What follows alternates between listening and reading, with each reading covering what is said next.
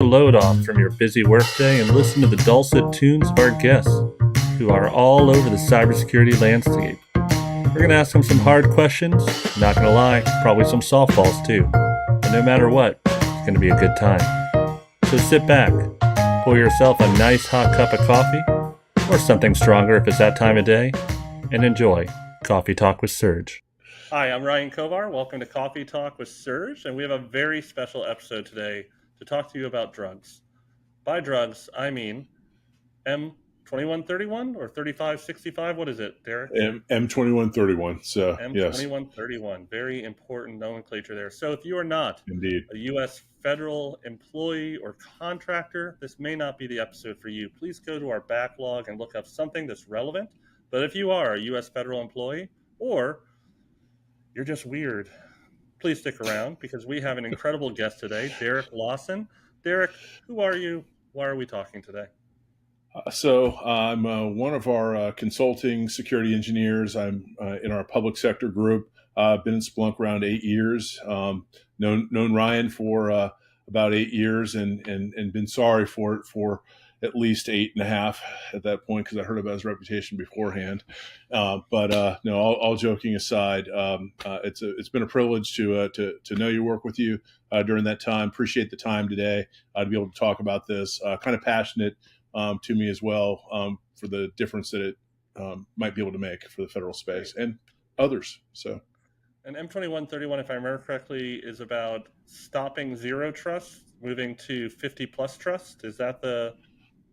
I mean, that's certainly a large part of it, probably toward the end. But no, it's more right. of it's a logging mandate. Zero, divide by zero trust. I get confused. Exactly. That's pretty. Well, zero trust technically, right, is if you divide by the zero and carry the one, right? That's where we really find the benefit for that. So M2131 is actually pretty cool.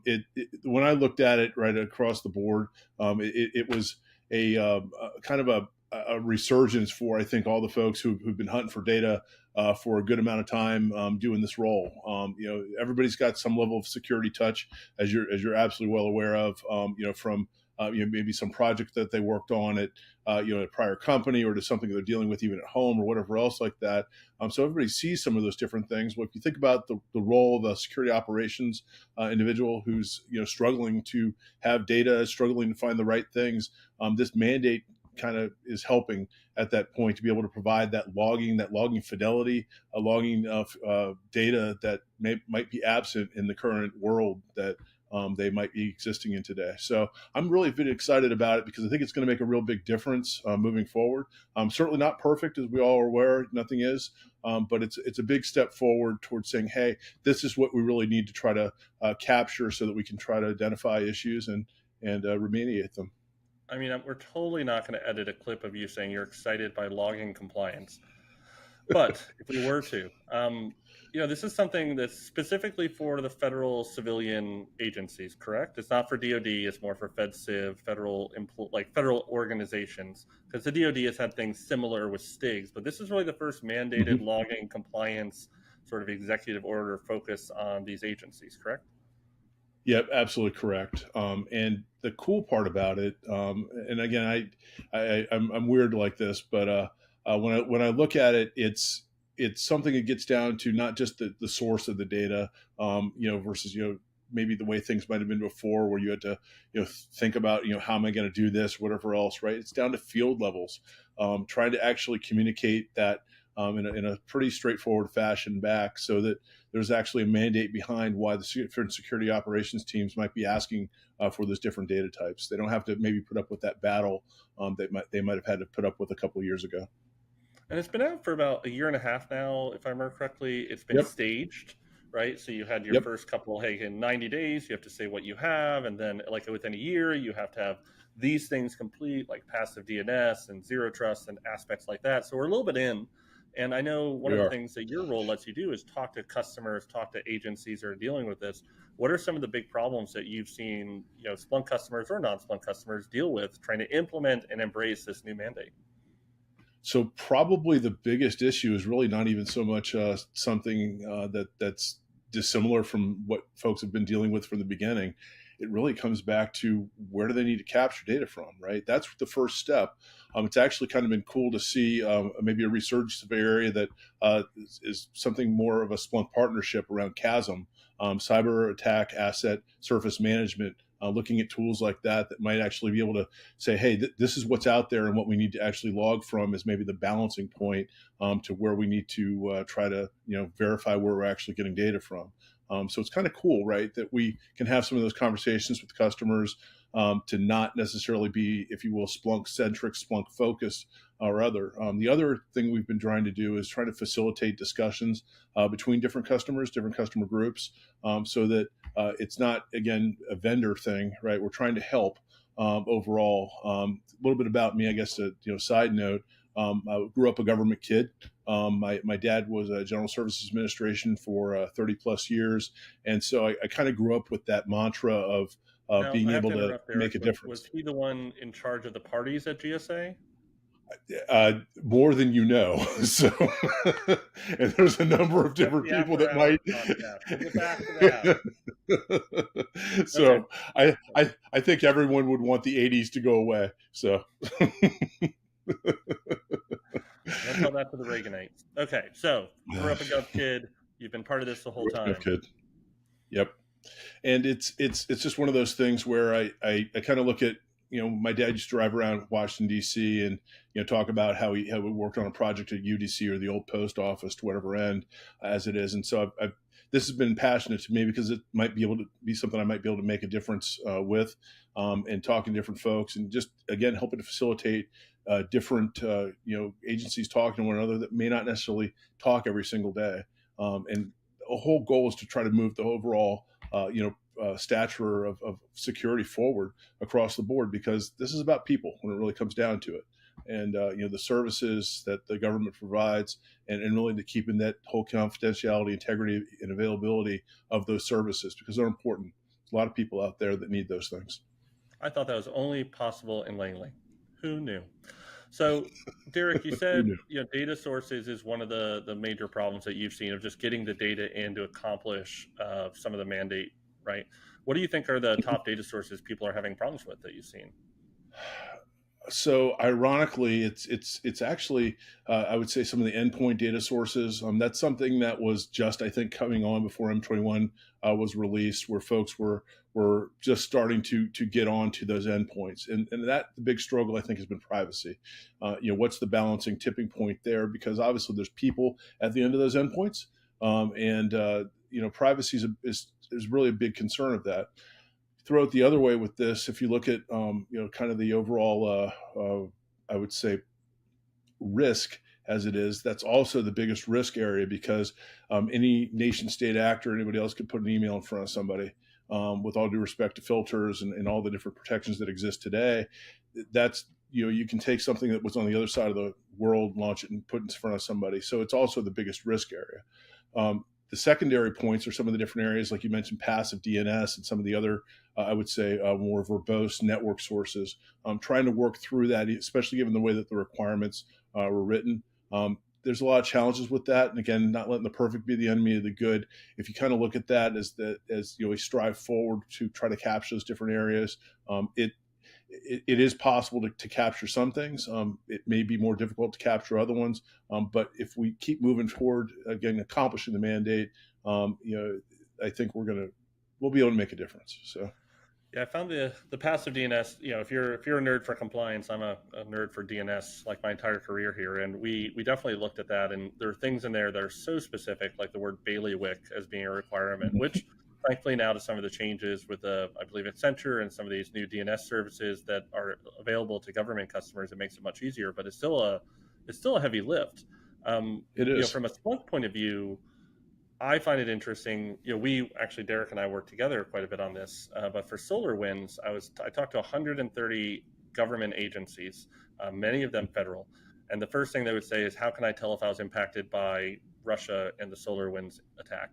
And the first thing I would say is, do you have 5 years of passive DNS data? And if you don't, then go and cry. And if you do, then we're going to have a really fun time. And 128 of them did not have that data. Which I don't want to say that M2131 has passive DNS in it explicitly because of that, but there is absolutely no way that did not help it. So I look at this. One of the things I like about M2131 is there's very practical outcomes here. It's not just go collect all the data for no reason. It's actually based on things that I can see a value of. And I know that Mhm. we've written up, like we've created apps, we've created blogs and working groups and things like that. Can you tell me some of the things that Splunk has done to help people with this data, either collecting or using? So yeah, the first thing we did is we took a big step back to kind of look at it as Great, objectively great as we start there, could. Derek. First thing we did was Exactly. we So actually we just we we we, said we turn walked off away from Splunk, it so fully. delete your Not for indexes, us. use a different So product. so we tried to look at this is from an objective side and really what the customers were looking at, and try to look at this from a okay, well, how do we capture, how do we verify, how do we and then operationalize that data? And so we actually created a life cycle to try to help with those different parts as it is. We've then tried to connect different folks together, maybe not necessarily to folks inside of Splunk, but to other vendors that might be able to help with those different areas as it is.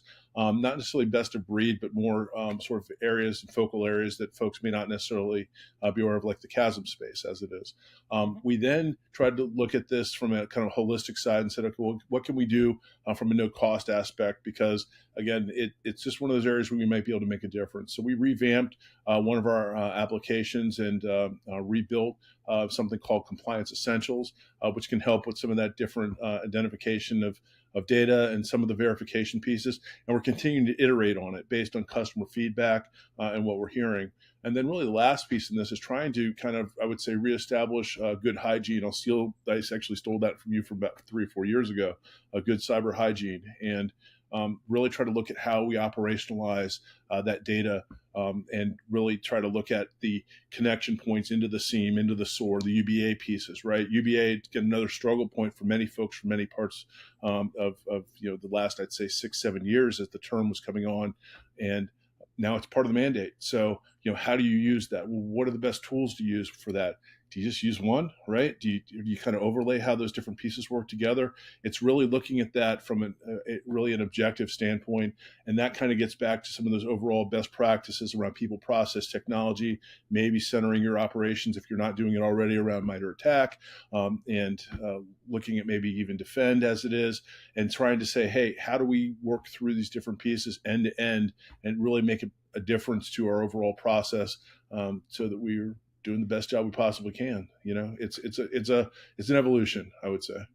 And the compliance app, is that the normal Splunk cost of an arm and a leg plus your third child, or how do people get I mean, that? well, I mean, only to the fourth child, but yes, Only fourth child. uh, only the fourth child. So it's kind of cool. It's we many folks have probably been around Splunk for a while, where we had a FISMA app at a point that was quite popular. We revamped that into a sort of a hybrid as it is called Compliance Analytics. Access to that was a little bit limited, and this new Compliance Essentials kind of drew a number of different things together that doesn't necessarily say, oh, we're just dealing with FISMA or RMF. It actually has DFARS in there, though I'm not sure again how used everybody is in that Fed Civ space around some of those terms, but it helped bring those different things together to measure and maybe do a little bit of assessment. Not quite a full, if you will, GRC tool or something to that nature, but it gets you a good amount of the way there. And for M2131, it was perfect because we're able to again assess that data. And then start to verify that data and give some jump off points and have a good place to be able to build for the future. And most importantly, free, right? So it's on Splunk based. You download it And most and off importantly, you go. free. Yep. So it's just Absolutely. using the data you already have, showing the gaps that you have in your M2131 Exactly. collection, giving you options Yep. and data sources that you might need to actually fulfill that mandate, and kind of giving you a roadmap to kind of go forward, right? Exactly. And then start to tie it to things that are already existing. So, like the Splunk Security Essentials app, which, if you have your data in Splunk, you're sort of categorizing it in the Compliance Essentials app. Security Essentials lets you take that to an operational step, maybe start to map into those different detections to be able to say, okay, what's my coverage, which is phenomenal. And again, looking then to operationalize that and maybe a SIEM tool, or if folks aren't necessarily using Splunk SOAR, they might be able to operationalize their SOAR pieces, however they see fit as it is, and then again attach that into UBA. It's kind of that overall life cycle of operationalizing all the data that we really talked about for the better part of the last really 8-9 years, just kind of giving some meat behind it from a source perspective. So we're kind of getting close to the end of our time here together, Derek. But if you were to give some really practical takeaways, like your top three, like A, where do they find the app? B, what do they do when they get it? And C, when do they ask for help? Like, what are those are some of the things I might ask if I was a customer again. But for you, what are the big takeaways? What are the things people should walk away and implement as soon as they're done with this? So the first one I actually will say is a non-Splunk thing, right? Look at the chasm space. That is a very, very important space right now. Now, are you saying Splunk that's can an help connect. appliance you should buy or a tool, or is that just look at it, see if you even have the ability to see what your surface attack is? I would say, look, first step, look at what you have as far as your options. Can you see your attack surface as it is? And if you don't, maybe look at connecting to a tool partner to be able to help with that. And it's a little bit different than traditional asset management as it is, but what we're hearing from our customers, probably more than anything else, is that that's where a lot of different folks are starting to look as that sort of that revamp first step after doing their initial assessments. So that's a key takeaway out of this. And then look toward looking at the Compliance Essentials app. Maybe again connect with your account team, or maybe just with maybe at a conference or other. Do have some things online as it is. Hopefully, we'll have a few more. We're starting to publish more blogs and some other operational type means, if you will, to try to connect different aspects of different tool sets together with this. But really, Compliance Essentials is that next, I would say, important step. And that's continuing to evolve as well, right? It's not just about the app. There's a website in the docs that helps guide to data sourcing, some of the different implementation steps to be able to help identify Splunk apps as well, which is kind of cool, right? A little bit different than what we've had before, to try to help folks move the ball forward without necessarily having to reach out to some other folks. And then the last piece on that is really start to invest yourself in how you might operationalize that data. Connecting into some of the existing Splunk apps, like I mentioned, Security Essentials, looking at the different content pieces. That is a key to all of this. I haven't mentioned it, said it so far, but like things like risk-based alerting, which will help delve into the zero trust aspects, which we started out with at the beginning of this, which is sort of at the end of this event logging level maturity that's in EL3, right? Looking toward how that's actually going to be working. Risk-based alerting is a key to that because it takes that seam and makes it a little bit more accessible to be able to fit into a zero trust architecture as it is.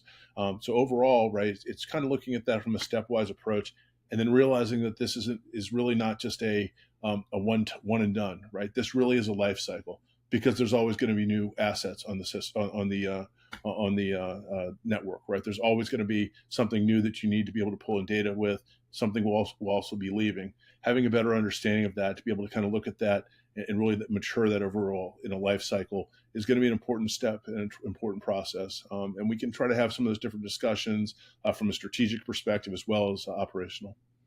Great. Well, I really appreciate you taking the time today, Derek. Thanks for being on the show. As always, for those of you who follow Coffee Talk, this is a very special edition. We'll be back next week on Tuesday, our normally scheduled time. But until then, Derek, thank you very much. Thanks for all the info about M2131. Divide by 0, carry the 1, and you get -5 trust. So -5 trust, exactly. -5 trust. Thanks, That's man. our new startup. Thanks, Good everyone. to see you, Have a man. great day. Take care.